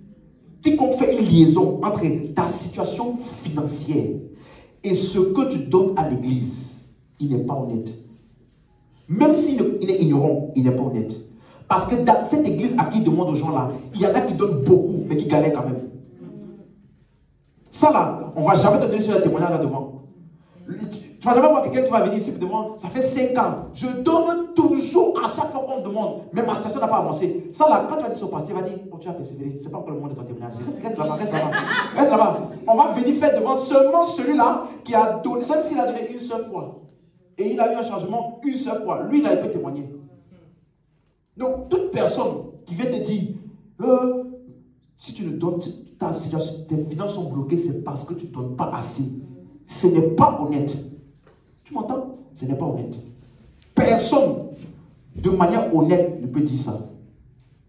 Parce qu'il y en a qui donnent, ils donnent vraiment, basé sur le fait qu'on leur a promis des choses. Et après avoir donné là, ils n'ont pas les choses. Et ils ont toujours des techniques pour te remettre en place. Tu connais Abraham. Tu sais combien de temps Abraham a attendu avant d'avoir sa promesse? Quand on te dit ça là, tu te refroidis. Quand on te dit Abraham, 25 ans, toi c'est quoi? 1 an, 2 ans, tu commences à pleurer. Frère, on a dit qu'Abraham, il n'a pas perdu la foi. Il est resté persévérant. Toi aussi, frère, reste persévérant. C'est fini. Il t'a blagué comme ça. Tout l'esprit de réflexion qui voulait venir en toi là a été mangé par Abraham. Tu suis? Donc, la raison pour laquelle ces gens-là de la Judée étaient pauvres, vous savez pourquoi? Parce que dans Acte 2 et dans Acte 4, ils ont donné. Ils ont toujours donné même pour les autres. Quand la famille est venue, eux là, ils ont manqué. Et donc d'autres aussi ont pourvu à leurs besoins. Donc donner là, ne les a pas rendus riches, ça les a appauvris. Pourquoi tu ne dis pas Amen? C'est Bible. Donner ne les a pas rendus riches, ça les a appauvris. Ça là, c'est la Bible. Donc ça veut dire que si tu donnes à l'église en attendant la richesse, tu vas devenir pauvre. Tu vas devenir riche, laisse-moi t'expliquer. Sors, cherche quoi faire, travaille tes compétences, pourvois des services aux hommes qui vont te payer en retour. Tu n'apportes aucune valeur ajoutée aux hommes, ne t'attends pas à être riche. Si tu veux prendre tout ce que tu donnes, si tu veux tuer au chômage, hein, tu donnes ton chômage, RSA, aide, CAF, ça ne va rien changer à ta situation financière. Si tu veux changer les situations financières, Paul a dit que celui qui vole ne vole plus, mais qu'il cherche quoi faire de ses mains et honnêtes, de telle sorte qu'il soit en mesure de donner aux autres. Tu me suis? Donc, la Bible n'encourage pas la paresse. Tu ne fais rien, et puis tu viens t'asseoir à l'église, on dit, je déclare que tous ceux qui ont sémé aujourd'hui, Père, je me rappelle le nom de Dieu, il a donné une révélation qu'à l'époque où ça m'a fait tourner mon cerveau. Père, de la même manière que le grain de blé qui est Jésus est tombé en terre, et que le grain de blé là a produit beaucoup de fils de Dieu multipliés. Je déclare que tous ceux qui ont aussi sémé ici, que ça puisse, parce que Jésus là, quand il est parti dans le ciel des morts, il a remué les choses là-bas, et puis ça a produit en masse. Je déclare que ton offrande commence aussi à remuer les choses partout où tu as besoin, et que ça vienne multiplier. Moi je dis Amen. Demande-moi si ça a remué. Moi au moins, j'ai la sincérité de te dire que ça n'a pas marché. J'ai la sincérité de dire ça. Il y a beaucoup là, ils sont là-bas, là, ils ne vont jamais te dire. Ils vont dire non, je suis dans la foi. Je suis dans la foi, la persévérance. La Bible dit qu'il faut persévérer, persévérer. Frère, on persévère quand c'est bon. On persévère quand c'est la vérité. On ne persévère pas quand dans le mensonge et la tromperie. Tu suis? Quelqu'un m'a suivi? Donner à l'église ne rend pas riche. Note ça. Quelqu'un te demande qui a dit? C'est le pasteur Steve. S'il n'est pas content, dis-lui, il faut venir me voir. On va prendre la Bible, on va regarder que tous ceux qui ont été riches n'ont jamais été riches parce qu'ils ont donné. Jamais. Ceux qui ont été riches, c'est parce qu'ils avaient des choses à faire. D'autres même, ils ont blagué, triché, trompé pour être riches. Et si tu veux laisser la Bible, prenons même les hommes d'aujourd'hui, les plus riches là. Est-ce que vous vous rendez compte que les pays où il y a le plus de grand nombre des églises là, en Afrique là-bas, sont pauvres? Pourtant dans les églises là, ils donnent beaucoup. Quelqu'un suit? Donc la première puissance économique du monde devait être les pays où il y a le plus d'églises qui donnent. Mais ce n'est pas dans nos pays là que c'est là-bas, c'est chaud. Lorsque tu donnes, ou lorsque nous donnons, c'est parce que comme nous sommes nés de Dieu, nous avons l'amour de Dieu en nous.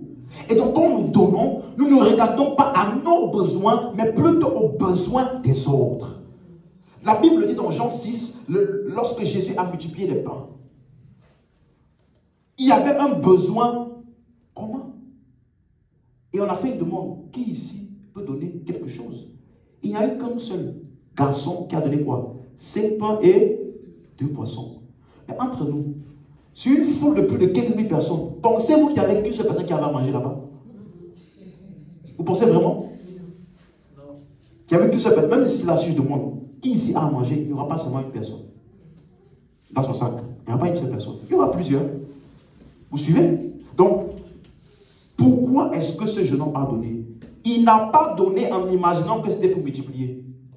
Parce que beaucoup de personnes disent souvent cette histoire-là pour montrer comment le jeune homme a donné à Jésus et Jésus a fait la multiplication. Le jeune homme l'a donné, il ne pensait même pas à la multiplication. Il pensait simplement à participer pour nourrir la multitude. On n'a pas dit donne pour que je multiplie. Personne n'imaginait que Jésus allait multiplier. Mais il a simplement donné. C'est ça, la vraie manière de donner. Amen. Donc lorsque nous donnons, nous considérons les besoins des autres et nous pourvoyons à ces besoins. Nous ne sommes pas des payeurs de dîmes. Nous ne donnons pas la dîme parce qu'il n'y a aucune raison de le faire aujourd'hui. On n'est pas juif, il n'y a pas de lévites, on n'est pas dans le pays et en plus, le temple a été détruit. Amen. On a terminé pour aujourd'hui. On continue vendredi. C'est clair pour quelqu'un? Non, il faut que nous puissions avoir la bonne perception. Vous voyez, une des choses que Dieu m'a mis à cœur lorsque je préparais cette série d'enseignements, c'était d'amener vraiment le cœur de chacun, non seulement à bien percevoir Dieu, mais également nous-mêmes en tant qu'enfants de Dieu. Tu ne peux pas être quelqu'un qui donne par égoïsme. Parce que si tout ce que tu fais à l'église, c'est simplement parce que je vais avoir un retour. Tu es capable de vider ton compte bancaire, de donner toutes tes épargnes, parce qu'on t'a dit que tel a donné toutes ses épargnes, ou alors il a fait une semence sacrificielle en bâtissant un hôtel, et l'hôtel là a débloqué des situations, des contrats partout. Donc quand tu entends ça, et c'est ça qui te motive pour donner, en fait, tu es égoïste.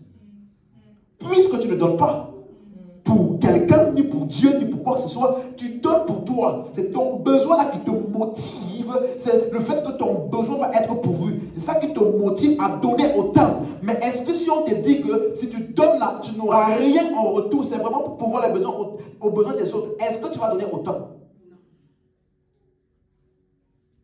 Quelqu'un suit?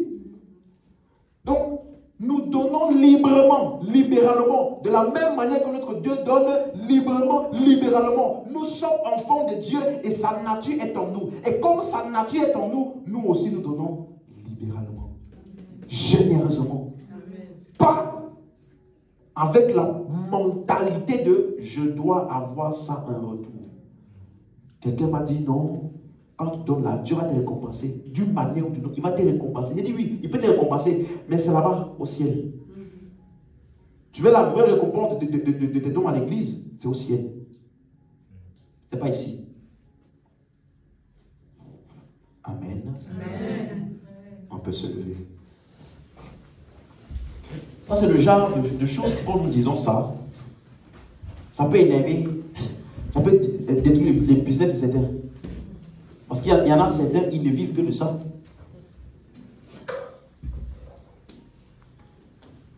Donc, est-ce que je suis en train de dire qu'on ne donne pas? Non. Hein? Nous donnons. Mais la motivation pour laquelle nous donnons n'est pas la même chose. Quelqu'un qui donne à cause de Malachie 3, c'est-à-dire que toi, tu veux que Dieu ouvre les écluses, qu'il réprimande de tel dévorateur et autres là-dedans. Tu ne donnes pas avec la bonne motivation. Amen. Amen. Donc, deux choses à retenir. Nous donnons par amour, nous donnons en considérant les besoins des autres, et nous donnons librement, sans contrainte, selon tes moyens. Si tu as une situation compliquée, où actuellement c'est chaud, tu n'as pas de quoi donner, tu ne dois jamais te sentir mal à l'église. Tu m'as suivi? Si tous ceux qui ont donné, venez. Je vais prier d'une manière spéciale pour toi, pour libérer une bénédiction spéciale. Ça veut dire que moi qui n'ai pas donné là, il n'y a pas de bénédiction spéciale pour moi. Tu vois? Vous comprenez? Au contraire, toi qui tu n'as pas vraiment là. L'église, justement, les frères et les sœurs qui sont conscients de ce besoin-là peuvent t'aider. Quelqu'un comprend? Ça, c'est la vraie mentalité avec laquelle nous donnons. On dit qu'il n'y avait aucun indigent. J'ai entendu un homme de Dieu qui a déformé ce verset-là en disant il n'y avait aucun indigent parce qu'il semait beaucoup. Comme il semait beaucoup, Dieu les faisait prospérer. Et comme Dieu les faisait prospérer, il n'y avait aucun indigent. C'est quelle manière de déformer les Écritures comme ça? On dit qu'il n'y avait aucun indigent parce que, au vu du besoin commun de chacun, il y en a qui vendaient leur propriété, le déposaient aux pieds des apôtres qui en faisaient la distribution. Voilà pourquoi personne ne manquait de rien. Vous me suivez? Et le temps arrive où par la révélation de Christ, l'Église de Dieu va vraiment commencer à avoir une bonne perception de la vie chrétienne, de Christ et de notre nature, qui va produire maintenant des véritables dons.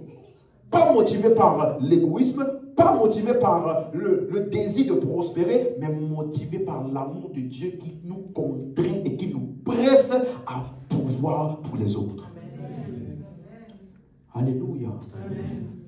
Tous ceux qui pensent que nous, on encourage les gens à ne pas donner en disant ne donnez pas la dîme, je ne sais pas quoi là, ils n'ont pas compris. En fait, regardez dans Actes des Apôtres. Ils n'ont pas donné 10%. Quand la grâce leur a été révélée, ils ont vendu même tout ce qu'ils avaient. Donc, si vraiment tu veux même l'argent, ce n'est pas la dîme qu'il faut demander. Prêche la grâce. Mais tu ne peux pas prêcher la grâce avec le désir de l'argent. C'est ça le dilemme. Amen. Parce que la grâce de Dieu est la nature de Dieu qui trouve expression à travers d'un homme pour les autres. C'est ça qui s'est manifesté dans cette église-là, où au milieu d'une pauvreté profonde, ils étaient en joie, ils ont produit d'abondante libéralité, et ils ont insisté, on veut avoir la grâce. Donne-nous aussi la grâce de pouvoir bénéficier aux autres. Quand est-ce qu'on a vu ça dans nos églises? Généralement, on insiste pourquoi? Homme de Dieu, impose-moi la main s'il te plaît, pour que mon business décolle. Dis avec moi, l'amour de Dieu est répandu dans nos cœurs. Et cela produit de riches libéralités, sans contrainte et avec joie, ayant en vue les besoins des autres. Amen. C'est comme ça que nous donnons. Alléluia. Et maintenant, donc, je vais te demander justement de prendre ces quelques minutes qu'on a avant la fin du culte